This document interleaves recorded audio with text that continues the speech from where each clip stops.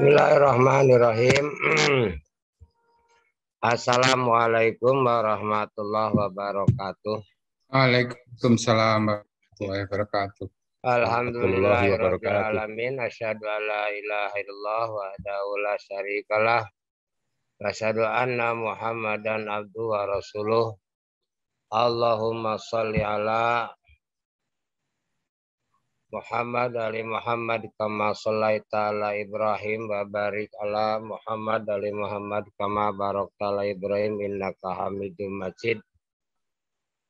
A'udzubillahi minasyaitonir rajim. Bismillahirrahmanirrahim. Ya ayyuhalladzina amanu dhulu fis-silmi kafah wa la tattabi'u khutuwatis syaiton innahu lakum aduwwum mubin.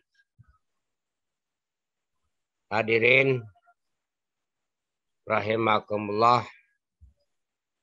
Alhamdulillah rabbil alamin, kita bisa silaturahmi walaupun dengan menggunakan teknologi.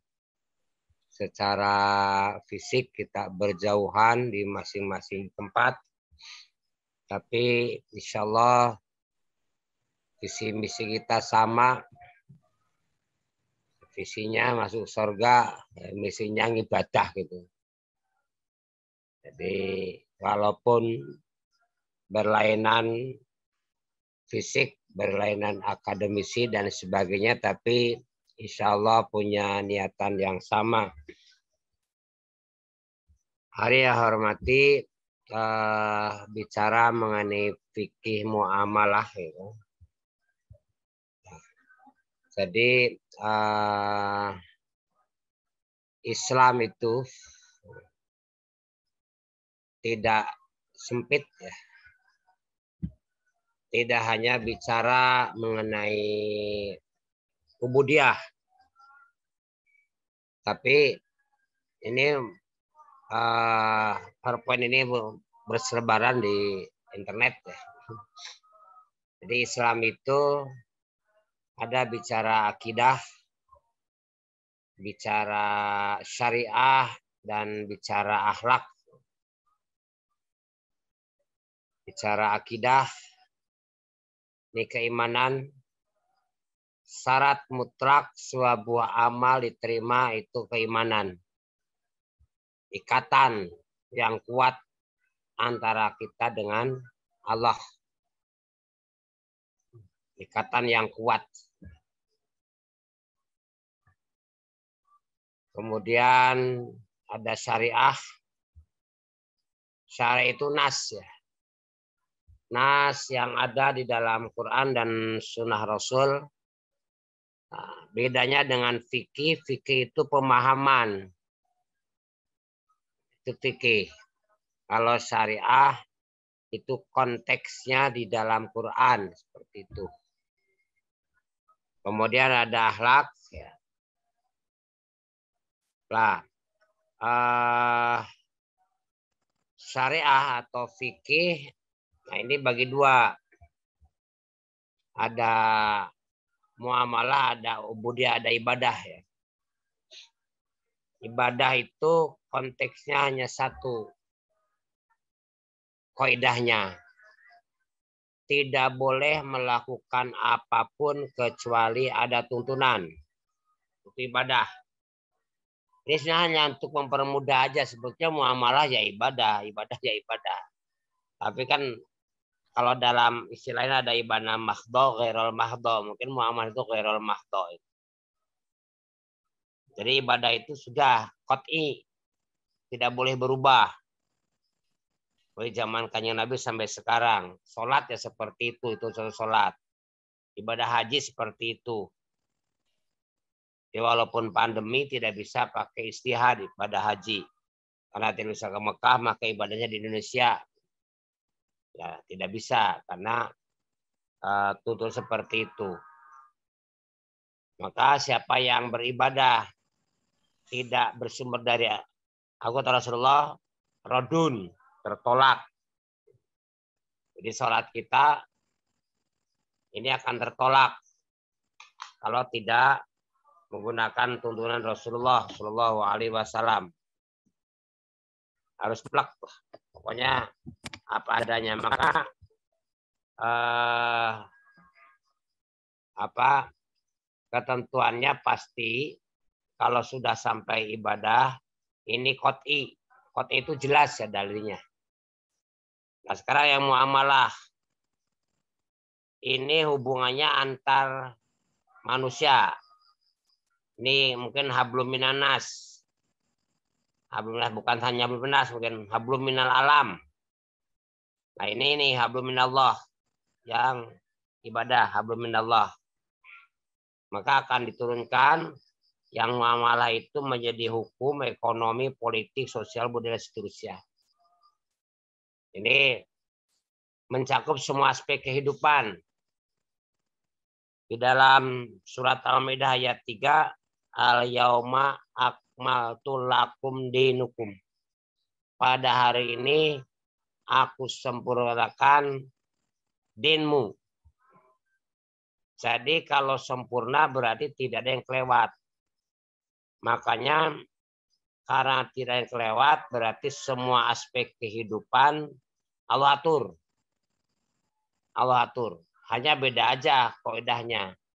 Aturan ibadah itu qot'i, aturan muamalah itu lebih luas. Karena muamalah itu boleh mengerjakan apapun kecuali ada larangan. Nah, inilah di sini istihad banyak di sini, istihad. Ya, istihad itu banyak di sini. Tapi kalau di sini hampir tidak ada istihad, hampir tidak ada. Nah, jadi kita lihat sekarang ada kata fikih tadi. Secara bahasa, paham. Secara istilah, bisa hukum, bisa syariah, bisa amalia, dan seterusnya. Jadi kalau sudah fikih, makanya jangan heran kalau sudah masuk fikih, ini banyak aliran, banyak karena pemahaman itu berbeda. Jadi tidak aneh lah kalau ada perbedaan di dalam masalah fikih, sangat tidak aneh. Jadi kalau tidak perbedaan berarti tidak ada pemikiran. Nah, secara pengertian muamalah dari amalah, amal, ada action. Tapi dua belah pihak muamalah. Jadi bukan muamalah kalau hanya ada satu orang. Berarti muamalah itu minimal melibatkan dua orang. Minimal. Karena saling beramal. Jadi ya interaksi antara satu dengan lainnya. Itu fikih muamalah. Di muamalah serba sah dari amal. Amal soleh, amal. Muamalah saling beramal, saling bertindak, saling berinteraksi, saling berbuat. Ini podomanya seperti itu. Sehingga bisa dipastikan bahwa muamalah itu adalah aturan-aturan hukum Allah untuk mengatur manusia dalam urusan duniawi dalam pergaulan sosial. Kalau dalam arti sempit, aturan Allah yang wajib ditaati. Mengatur hubungan manusia. Kemudian dengan memperoleh mengembangkan harta benda. Nah, sehingga muncul istihad. Banyak istihad. Walaupun istihad pengambilan hukum yang tidak ada dari nabinya, tetapi sumbernya tetap Al-Quran dan Sunnah Rasul. Maka ada syarat-syarat yang ketat di dalam istihad. Tidak sembarangan orang beristihad. Dia harus tahu, tapi tahu di bidangnya. Di orang yang beristihad di bidang zakat, ya berarti dia paham mana bidang zakat. Tidak paham di bidang lain tidak apa-apa. Tidak harus paham keseluruhan yang terkait aja. Jadi Quran dan Sunnah Rasul hadis sahih itu pasti Karena ini sumber, segala sumber. Sehingga di sini kita lihat isi hadis itu ada ijma, kesepakatan para ulama, ada kias. Uruf itu budaya ya. Budaya bisa masuk selama tidak bertentangan dengan syariah. Jadi ini sumber hukumnya. Dari Al-Quran, sunnah, ijma, kias, analog. Jadi secara hukum ada hukum publik, ada hukum private, dan seterusnya. Kemudian di dalam bidang ekonomi juga sama. Ini yang lebih banyak di bidang muamalah itu adalah ekonomi. Masalah ekonomi. Nah, hanya masalah ekonomi itu sering didefinisikan hanya perbankan. Perbankan itu hanya finance di sini nih. Hanya salah satu bagian. Jadi mikro, produksi, konsumsi sebagainya, makro, ada ekonomi internasional, ada finance. Nah, perbankan di sini. Hanya sering orang menisbatkan bahwa ekonomi Islam itu adalah perbankan syariah. Padahal ini hanyalah satu bagian kecil dari sistem ekonomi syariah. Ini perbankan syariah ada di sini. Hanya memang secara legal yang terlihat produk hukum itu di perbankan syariah. Jadi secara legal dilegalkan. Sehingga ada undang-undangnya, kemudian ada yang ngatur dan sebagainya. Tapi tidak berarti bahwa ekonomi Islam itu adalah perbankan syariah. Jadi berbeda sekali. Perbankan syariah hanyalah satu bagian dari bidang ekonomi. Oke. Nah, tadi saya sebutkan bahwa ibadah dengan muamalah itu, kalau ibadah kaidahnya kan tidak ada aktivitas ketentuan, maka hukum asalnya haram. Sholat itu haram. Baru ada sholat kalau ada tuntunan. Kalau tidak tuntunan, ya tidak boleh sholat. Puasa itu haram. Kecuali ada tuntunannya. Sehingga tidak boleh ada kreativitas di sini dalam masalah ibadah. Karena semua dilarang kecuali ada tuntunannya. Sehingga akibatnya dalam berfatwa harus hati-hati. Tidak boleh ada pendapat. Karena biasanya dalil-dalil mengenai ibadah qot'i. Mau rasional, tidak rasional. Tapi boleh dirasionalkan. Jadi sholat boleh dianalisis secara kesehatan. Sholat. Pengaruh sujud pada kesehatan, ruku. Tapi tatkala tidak ketemu analisisnya, tidak berarti sujudnya dirubah. Jadi sujud tetap seperti itu. Mau ketemu, mau dirasionalkan, ketemu rasionalnya tidak, sujud tidak boleh dirubah. Jadi hasil analisis manusia tidak akan merubah hukum. Kemudian sasis sejak dulu, solu kama ro'aitumuni usoli. Sholatlah kamu sebenarnya kau wajib sholat. Nah, melihat aku sholat. Jadi seperti itu. Hadis lain, man amila amilus soleh, siapa orang yang beramal soleh di bidang ibadah tidak bersumber dari aku Rasulullah, fahuwa rodun. Sehingga isinya sedikit. Nah, kalau fikih mu'alah semuanya boleh. Semuanya boleh. Seperti bank. Ini contohnya perbankan. Jadi kalau ada orang yang melarang perbankan, itu tidak punya dasar. Karena tidak pernah ada larangan menggunakan bank. Tidak pernah. Sehingga kalau orang mengharamkan bank, ini sama dengan mengharamkan yang dihalalkan Allah. Karena segala sesuatu yang ada larangan boleh. Ya kok dilarang, padahal larangan tidak ada. Jadi yang dilarang bukan banknya, tapi ribanya. Kalau riba dilarang. Tapi kalau bank tidak larangan. Maka hukum asalnya boleh, berarti selama tidak larangan boleh. Bank itu asal awal katanya boleh. Kan tidak ada larangan buat bank, berarti boleh, tidak boleh diharamkan. Jadi kalau di sini di ibadah ada disebut dengan bid'ah. Bid'ah dolalah. Ini bid'ah yang sesat karena tidak boleh tambahan. Kalau di sini ini bid'ahnya banyak kan di sini. Karena kalau tidak bid'ah berarti nggak ada kreativitas. Nah, jadi perbankan itu contohnya ini perbankan ini boleh. Sehingga jangan melarang perbankan karena tidak ada larangan perbankan. Kalau riba, nah itu qat'i, dilarang riba.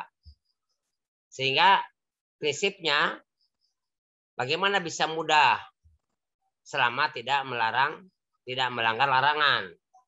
Sekarang susah mencari atau mungkin tidak ada instansi yang tidak menggunakan perbankan. Jadi kalau itu dilarang, maka jadi susah. Maka para ulama istihad. Mengambil ada hukum perbankan. Jadi akad-akad di perbankan itu adalah istihad. Istihad. Kenapa? Menjadi mudah semuanya. Menjadi mudah. Dan bisa dinalar. Sifatnya tidak tetap. Jadi mungkin istihad sekian tahun yang lalu dengan sekarang berbeda. Karena Pak, situasinya berbeda. Itu ini seperti tadi. Nah, ini apa? Pembagiannya ada fikih madani madiyah, malah yang mengkaji objeknya, bendanya yang halal, haram, subat. Jadi kalau sudah ada keterangan haram, ya sudah selesai. Babi haram. Tidak bisa menggunakan analisis.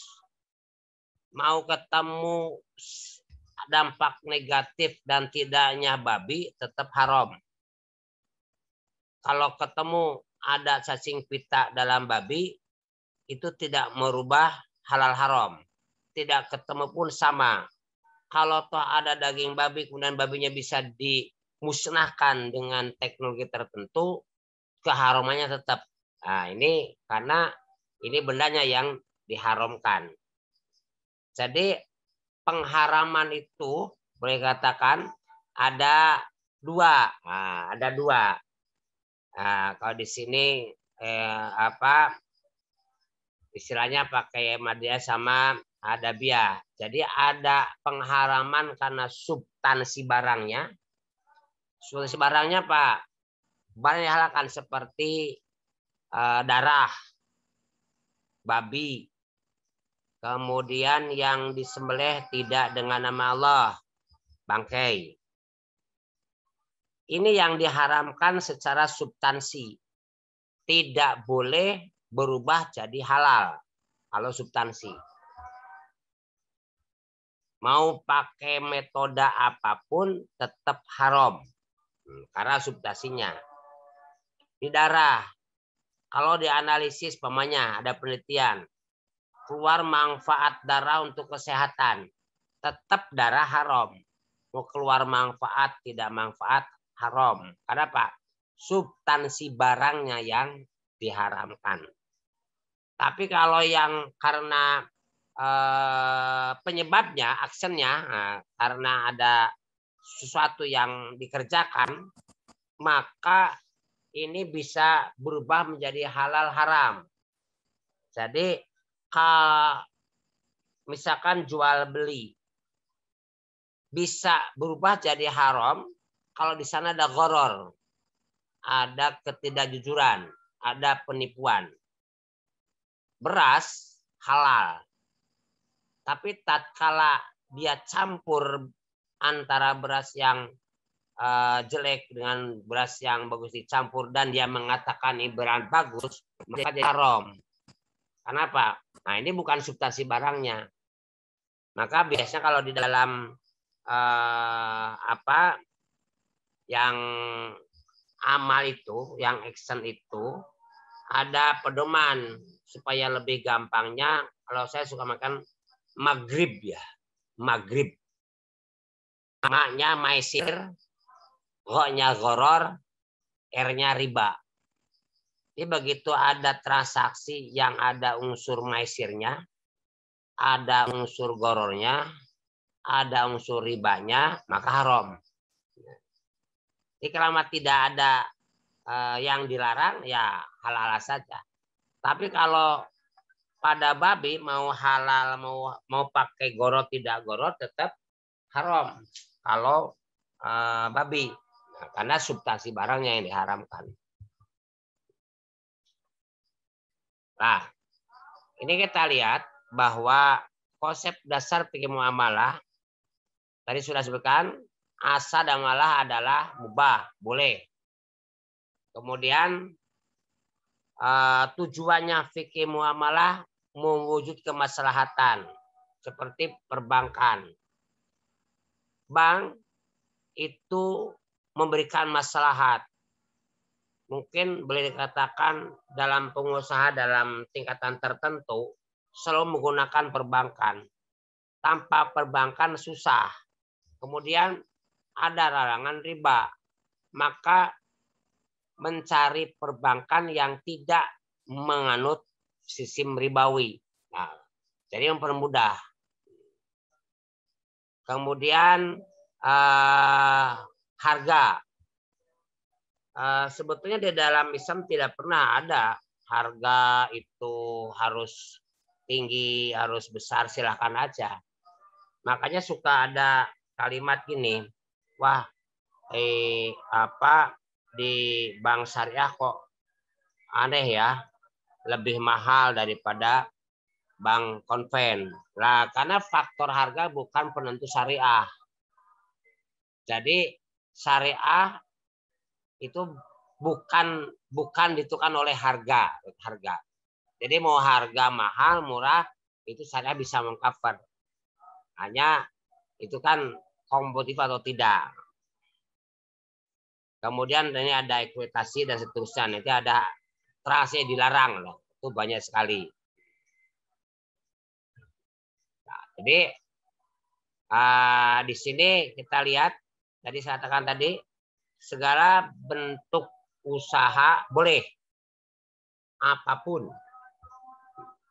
Tetapi di sini tidak boleh ada unsur riba. Tidak ada unsur gosok, korupsi, monopoli, pokoknya di sini tidak boleh yang dilarang. Jadi tidak boleh ada transaksi yang dilakukan secara batil. Kemudian dia jujur. Kemudian ajas manfaat, sehingga beda ya.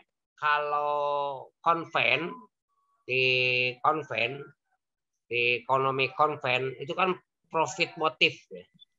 Profit motif. Karena profit motif, maka akibatnya apapun caranya yang penting untung. Tapi kalau di ekonomi syariah tidak. Yang lihat adalah maslahah. Maksimum, masalah maksimum. Jadi kemanfaatannya yang dilihat, kemaslahatannya, bukan pada keuntungan. Keuntungan ada sebuah akibat aja. Tadi akan maghrib ini maisir, goror, dan riba. Maisir itu judi, goror itu ketidakjujuran.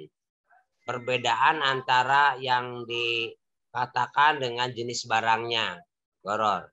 Kalau orang Banyumas kan saking ngomong ngapusi itu goroh ya. Nah, itu besarnya goror.